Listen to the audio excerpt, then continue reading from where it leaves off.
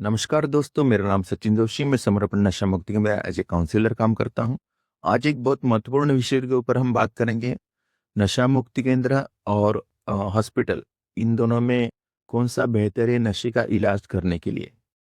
Hospital का उद्देश्य जो है और नशा मुक्ति केंद्र का उद्देश्य वो पहले समझ लेते हैं। हॉस्पिटल में जो मरीज एडमिट होता है, वहां पर उसका मेन उद्देश्य है कि वो शारीरिक रूप से स्वस्थ हो जाए और उसके विड्रॉल्स मैनेजमेंट अगर हो तो वहां पर होते हैं।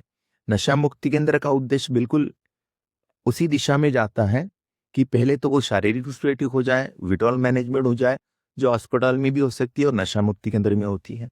लेकिन उसके बाद का जो पार्ट है वो बहुत महत्वपूर्ण होता है, जो है उसके मानसिकता में बदलाव, उसका व्यवहारिकता में बदलाव।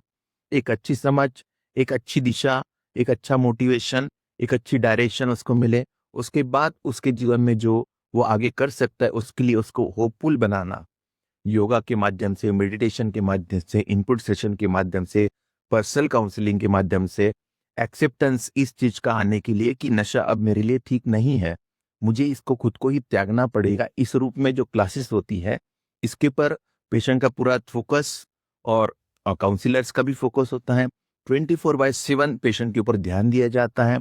उसको फिजिकल कुछ तकलीफ हो, मानसिक कोई तकलीफ हो, जब भी उसको इमोशनल सपोर्ट की भी जरूरत हो, तो ऐसे काउंसलर हम उसकी मदद के लिए अवेलेबल रहते हैं।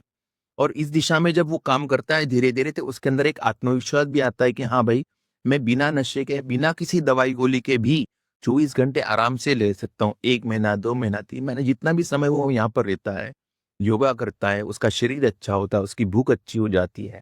धीरे धीरे उसके अंदर एक मोटिवेशनल चेंजेस दिखते हैं। हॉस्पिटल में ये सुविधा तो होती है काउंसलिंग की, लेकिन वहां पर वो एक सीमित है।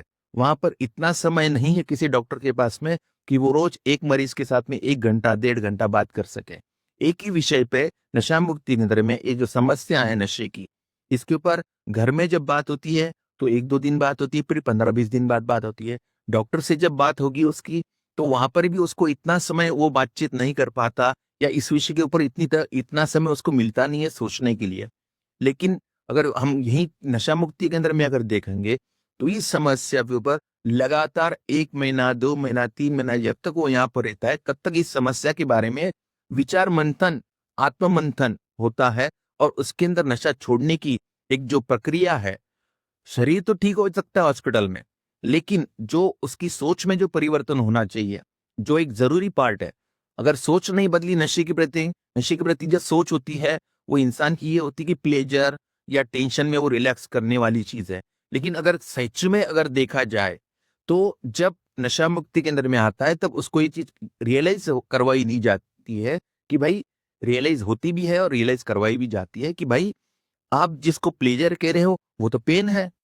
जो आप रिलीफ जो देख रहे हैं, आपके टेंशन से जो निजात जो समझ रहे हो, वो तो टेंशन बढ़ा रहा है।